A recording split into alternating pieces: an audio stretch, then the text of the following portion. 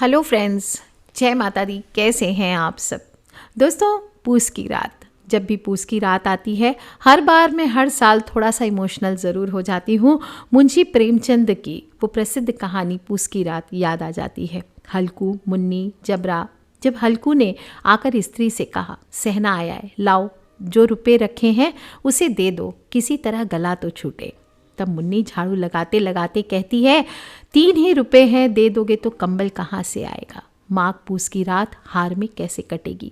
दोस्तों, पूस की रात कहते हैं चांद को मुस्कुराता देख ठंडी हवाओं ने भी खूब कुलाचे मारी। वो यायावर अपनी ही धुन में पगडंडी पर अपनी संग सर्द रात लिए चलता रहा।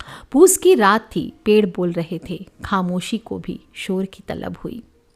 दोस्तों, बहुत खतरनाक होती है पूस की रातें। कहा जाता है सबसे ठंडी और लंबी रातें होती है। और जब पौष का महीना आता है तो शुक्ल पक्ष की पूर्णिमा तिथि को पूस की पूर्णिमा भी कहा जाता है। पौष का महीना यानी पूस का महीना 10वां महीना होता है हिंदू पंचांग में, और इस दौरान चंद्रमा पुष्य नक्षत्र में रहता है और इसी कारण इस महीने को पौष का महीना कहा जाता है। पौष के महीने में सूर्य देव 11,000 रश्मियों के साथ साथ तप करके सर्दी से राहत देते हैं। इस दिन गंगा हो, यमुना हो, पवित्र नदियों में स्नान करने का विधान आता है। फिर दान करना और फिर सूर्य देव को अर्घ्य देना, इन सभी का अपने आप में विशेष महत्व होता है। पौष पर सूर्य का और पूर्णिमा पर चंद्रमा का आधिपत्य बताया गया है और इस दिन सिर्फ सूर्य ही नहीं, चंद्रमा भी अपने पूरे तेज पर होता है। और सूर्य चंद्र का ये अद्भुत संयोग मात्र पौष पूर्णिमा पर ही देखने को मिलता है। साथ ही साथ इस दिन कहीं शाकंभरी जयंती तो कहीं जैन धर्म वाले पुष्य अभिषेक यात्रा भी प्रारंभ करते हैं। इस दिन वेणी माधव के आशीर्वाद लेना, इससे सभी देवी देवताओं का आशीष मिलता है। और पौष पूर्णिमा के दिन सभी भक्तजन गंगा, यमुना, सरस्वती इनके पावन संगम प्रयागराज पर स्नान के लिए एकत्रित होते हैं। और कहा जाता है जो भी ऐसा करता है तो किसी भी जन्म में, पूर्व जन्म में भी कोई भी जाने अनजाने भूल की है या पाप किया है तो उसका पाप नष्ट होता है, मोक्ष की प्राप्ति होती है। जो लोग प्रयागराज नहीं भी जा सकते वो नासिक, उज्जैन, हरिद्वार कहीं भी डुबकियां लगाइए। और महाभारत के एक दृष्टांत में पौष पूर्णिमा से माघ पूर्णिमा तक अनेक तीर्थों का समागम बतलाया गया है। इस दिन सुबह सुबह पहले जल को सिर से लगाकर प्रणाम करें, स्नान का संकल्प लेकर सूर्य को अर्घ्य दें, मंत्र जप करके दान करें, इससे कष्टों से मुक्ति पाई जाती है। और इस दिन सूर्य और चंद्र की उपासना करने से मनुष्य की सभी मनोकामनाएं पूर्ण होती है, ग्रह बाधाएं शांत होती है। तो इस बार 2022 में हम देख लेते हैं कि कब स्टार्ट हो रही है पूर्णिमा तिथि का प्रारंभ। 17 जनवरी दिन सोमवार को तड़के 3:18 पर शुरू हो रही है पौष पूर्णिमा, और पूर्णिमा तिथि की समाप्ति मंगलवार को सुबह 5:17 पर होगी। पूर्णिमा के दिन चंद्रमा का उदय 17 जनवरी को होगा, इसलिए पौष पूर्णिमा 17 जनवरी को ही मनाई जाएगी। पौष पूर्णिमा के दिन चंद्रमा का उदय शाम को 5:10 पर हो रहा है 17 जनवरी को, और इस दिन चंद्र अस्त का समय ज्ञात नहीं है, इसलिए पूजा का शुभ मुहूर्त दोपहर को 12:10 से 12:52 तक हो रहा है। तो 17 जनवरी को आपको मनाना है, क्योंकि और साथ ही साथ इस दिन सर्वार्थ सिद्धि योग भी है। सर्वार्थ सिद्धि योग सुबह 4:37 से लेकर अगले दिन 18 जनवरी को सुबह 7:15 बजे तक है।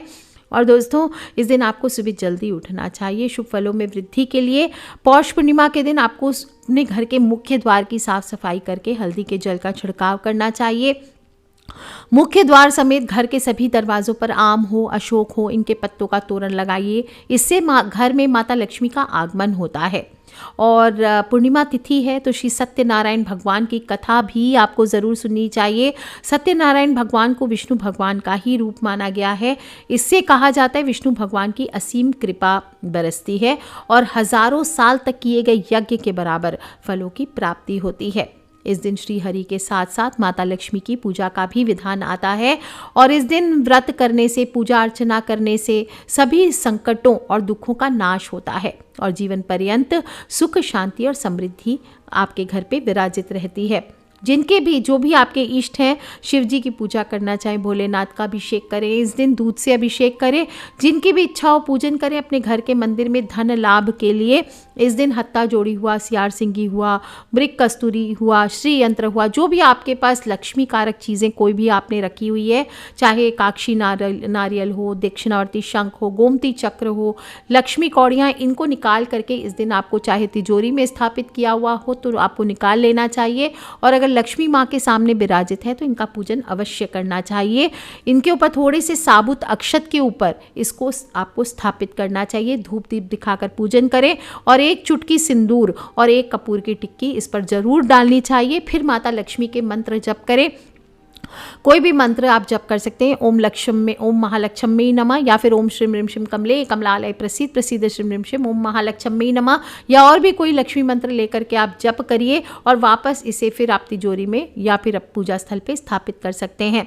इस दिन आपको विशेष रूप से सुगंधित इत्र ज़रूर चढ़ाना चाहिए। देवी देवताओं पर जो भी आपके इष्ट देव हैं, विशेष रूप से भगवान विष्णु हुआ, लक्ष्मी माता हुआ, इनको आप हो सके तो दक्षिणावर्ती शंख से स्नान करवाइए। इसके बाद इनको शुद्ध जल से स्नान कराकर सुगंधित इत्र आपको अर्पित करना चाहिए, धूप करना चाहिए। और इस तरह से चंदन का धूप अगर है आपके पास तो चंदन का धूप करिए। सफ़ेद चंदन है तो विष्णु भगवान को सफ़ेद चंदन, माता लक्ष्मी को कुमकुम चढ़ाइए। गाय के घी का दीपक कीजिए, सफ़ेद फूलों से श्रृंगार कीजिए और साबूदाने की खीर का भोग लगाइए। इसके बाद आपके पास जो भी माला है, चंदन की माला है, स्फटिक की माला है, उससे आपको देवी देवताओं का जप करना चाहिए। जो भी सूर्य पूजन करेंगे जब जल का लोटा लेकर के, तो उस समय ओम आदित्याय नमः, ओम भास्कराय नमः, ओम सूर्याय नमः इसका जप करें। पितृ पूजन जो करेंगे दक्षिण मुखी होकर के लोटे में जल दे करके वो ओम सर्वेभ्यो पितृभ्यो नमो नमः इनका जप करें। श्री हरि का पूजन करते वक्त ओम नमो नारायणाय का जप करें। जो लोग भी शिव जी का पूजन करेंगे इस दिन नीलकंठाय रूप का आपको ध्यान करते हुए पूजन करना चाहिए। ओम नमो नीलकंठाय इस मंत्र का आप जप कीजिए। और चंद्रमा के पूजन के समय ओम सोमाय नमः, या आगे मैं दूसरा मंत्र बताऊंगी, आप वो भी जप कर सकते हैं। जो लोग भी लक्ष्मी पूजन करेंगे उस दौरान आपको ओम महालक्ष्मी नमः, ओम श्रीम ह्रीम श्रीम कमले कमलालय प्रसीद प्रसीद श्रीम ह्रीम श्रीम ओम महालक्ष्मी नमः इस मंत्र का जप करना चाहिए। इसके अलावा आप मंत्रों का जप ना भी करना चाहे तो गीता जी का पाठ कर सकते, विष्णु सहस्त्र नाम का पाठ कीजिए, ओम नमो भगवते वासुदेवाय का ज़्यादा से ज़्यादा जप करिए। इस तरह से मनुष्य पाप मुक्त होता है, कर्ज मुक्त होता है और विष्णु धाम को जाता है। इसके बाद जो आपने भोग लगाया है, खीर का, ताल मखाने की खीर आदि का या साबूदाने की खीर का भोग लगाया है, थोड़ा सा आपको पहले गरीबों को या किसी गऊ को खिलाना चाहिए। इसके बाद आपको प्रसाद परिवार सहित आरोगना चाहिए और ध्यान रखना चाहिए प्रातः में सूर्य को और शाम के समय चंद्रमा को इस दिन अवश्य अर्घ्य देना चाहिए। इस दिन आप चाहें तो भगवान विष्णु, माता लक्ष्मी के सामने अखंड दीप भी जला सकते हैं, क्योंकि इस दिन दीप दान करना भी बहुत शुभ माना गया है। और विष्णु भगवान को प्रसन्न करने के लिए इस दिन शाम के समय घरों में, मंदिरों में, पीपल के वृक्ष, तुलसी के सामने दीप आपको ज़रूर प्रज्वलित करना चाहिए। पवित्र नदियाँ आपके आसपास है तो वहाँ पर दीपदान करना चाहिए।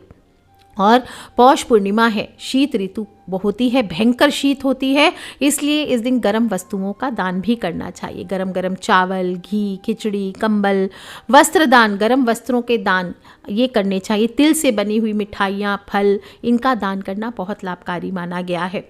दोस्तों इस दिन आप चाहें तो छोटे छोटे उपाय भी कर सकते हैं। इस दिन आप स्नान करके सुबह हल्के लाल रंग के वस्त्र पहन लीजिए और एक लाल रंग के आसन पर बैठकर रुद्राक्ष की माला से आप सूर्य देवता के सामने बैठ करके सूर्य गायत्री मंत्र का या तो जप कर सकते हैं या फिर ओम घृणी सूर्याय नमः ये बोलते हुए आप सूर्य के नामों का जप करें और तांबे के लोटे में जल भरकर रख लीजिए और 27 बार उच्च स्वर में ओम का जप करना है आपको। ओम ओम उच्च स्वर में करना है। फिर इस जल को सारे घर में छिड़क दीजिए और इस दिन से शुरू करके ये कार्य आप 27 दिन तक आपके घर में करते हैं तो एक तो यह आपके यश मान सम्मान में वृद्धि होती है, आपके कार्यों में तेजी आती है और रुका हुआ धन आपको मिलता है।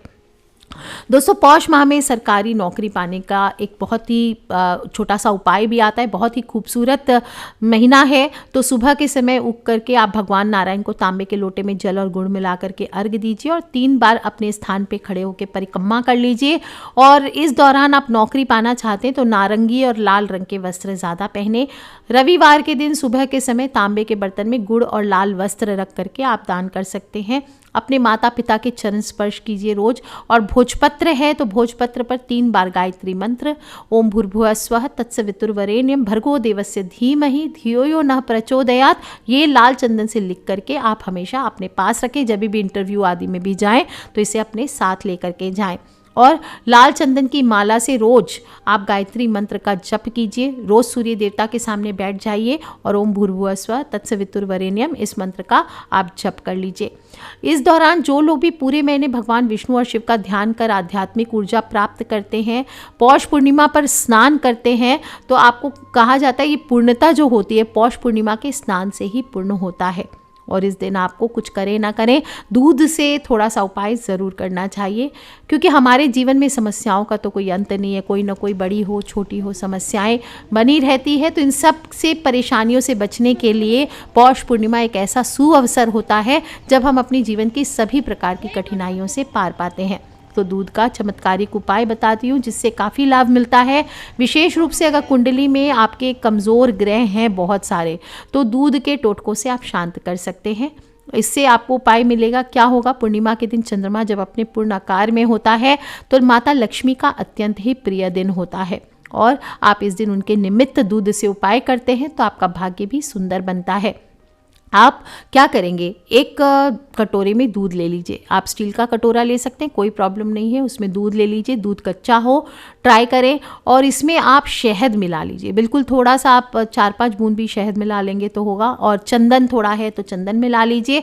फिर आपको इसमें अपनी छाया देखनी है। जो भी आपके घर में दुर्भाग्य का शिकार है, अपने घर में लड़ाई झगड़े कलेश का शिकार है, कोई भी काम नहीं बनता है, या फिर आपके मन में डिप्रेशन आता है, सुइसाइडल टेंडेंसीज होती हैं, या फिर मन से बार बार आपकी आंखों में आंसू आता है, पूजा पाठ करने में दिल नहीं लगता, कोई भी आप परेशानियों से पर्सनल लेवल पर गुजर रहे हैं, तो आज के दिन आपको, या आपकी माँ से आपकी नहीं बनती है, तो आपको ये उपाय ज़रूर करना है। क्योंकि चंद्रमा को माँ का सूचक माना गया है, मन का कारक माना गया है, और कर्क राशि का स्वामी भी है। अगर आपकी स्मरण शक्ति, मेमोरी पावर कमज़ोर हो गई है, घर में पानी की कमी होती है, आपके घर में मानसिक तनाव बना रहता है, आपके पर्सनल लेवल पर आप हर चीज़ में डरते हैं, मन में घबराहट होती है, आप किसी पर शक करते हैं, शंकाएं बनी रहती है, आपको हमेशा ठंड लगती है, बीमार हो जाते हैं, आत्महत्या तक के विचार आपके मन में बार बार आते हैं, तो आपको ये उपाय करना है।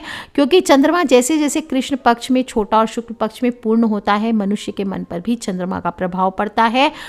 पति पत्नी में कलेश आदि भी ज़्यादा हो रहे हैं तो आपको ये उपाय करना है। क्या करेंगे, एक कटोरी में आप थोड़ा सा दूध ले लेंगे, उसमें शहद मिलाएंगे 4-5 ड्रॉप, थोड़ा सा चंदन मिलाएंगे, और उसमें पति पत्नी दोनों मिलकर ये उपाय को कर सकते हैं, या अकेले अकेले भी कर सकते हैं, पति भी कर सकते हैं, पत्नी भी कर सकते हैं। और उसमें अपनी परछाई देखनी है, या जिस भी पर्सन के लिए जो डिप्रेशन में है या प्रॉब्लम्स में है, उनको उनका चेहरा उनको देख लेना है। ध्यान रखें, अलग अलग लोग अलग अलग कटोरी में उपाय करेंगे। पति पत्नी एक कटोरी में अपना चेहरा देख सकते हैं, इसके अलावा बाकी अन्य लोग जो हैं वो अलग अलग कटोरी में अपना चेहरा देखेंगे। और इस प्रकार से इसके बाद आपको इस दूध से चंद्रमा को अर्घ्य देना है जब चंद्र उदय होगा तब। जिस भी व्यक्ति के जीवन में आर्थिक समस्याएं हैं, दरिद्रता बहुत हो गई है, धन संबंधी समस्याओं का सामना करना पड़ता है, बरकत नहीं होती है, तो पूर्णिमा के दिन चंद्र उदय के समय चंद्रमा को कच्चे दूध में चीनी और चावल मिला करके आपको ओम श्राम श्रीम श्रोम सह चंद्रमसे नमः, क्या बोलेंगे, ओम श्राम श्रीम श्रोम सह चंद्रमसे नमः, इस मंत्र से आपको जप करना है और अर्घ्य देना है। या फिर आप ओम एम क्लीम सोमाय नमः इस मंत्र का भी जप करते हैं और उससे भी अर्घ्य देते हैं, तो धीरे धीरे आपकी आर्थिक समस्याएं खत्म हो जाती है। दोस्तों, पूर्णिमा तिथि है और पीपल की पूजा का विधान आता है। कहा जाता है हर पूर्णिमा पर पीपल पर सुबह सुबह 10 बजे के आसपास माता लक्ष्मी पीपल पर आगमन करती हैं और सुबह उठ करके जो भी मनुष्य पीपल के पेड़ के सामने कुछ मीठा रख करके थोड़ा सा दूध और जल मिलाकर अर्पित करता है तो आपकी जीवन की सभी कठिनाइयाँ समाप्त होती है। आपकी जो भी मनोकामना हो वो आप बोलते हुए माता लक्ष्मी को या पीपल के वृक्ष को दूध अर्पित करते हैं तो आपकी हर मनोकामना बहुत ही कम समय में पूर्ण हो जाती है। दोस्तों, मनोकामनाएं भी ऐसी होनी चाहिए जो वास्तविक हो। हमारे पास आज खाने पैसे नहीं और हम कह रहे हैं कि हम ताजमहल बना लें, तो इसके लिए बहुत प्रयास और अलग दिशा से जाना पड़ता है। आपकी कुंडली में उतने योग भी होने चाहिए। इसलिए ऐसा करें कि हाँ, मेरे घर में धन की समस्या जा रही है तो मुझे भाड़ा भरने में दिक्कत ना हो, मेरा अपना घर हो जाए। इस प्रकार के प्रयास थोड़े थोड़े छोटे छोटे प्रयास करते हुए आगे आपको बढ़ना चाहिए। और जब भी पीपल के जड़ में आप ये दूध डाल देंगे तो इसके बाद आपको एक दीपक जरूर जलाना चाहिए और पीपल की परिक्रमा करें 7, 11, 21 जो आपकी इच्छा हो 108 तक कर सकते हैं। इस प्रकार से माता लक्ष्मी का आराधन करना चाहिए पीपल के वृक्ष की पूजा करके। जो लोग भी नज़र दोष से बचना चाहते हैं उसके लिए भी आज के दिन आप दूध का उपाय कीजिए या यूँ कह सकते हैं दूध का टोटका कीजिए, बहुत चमत्कारी होता है।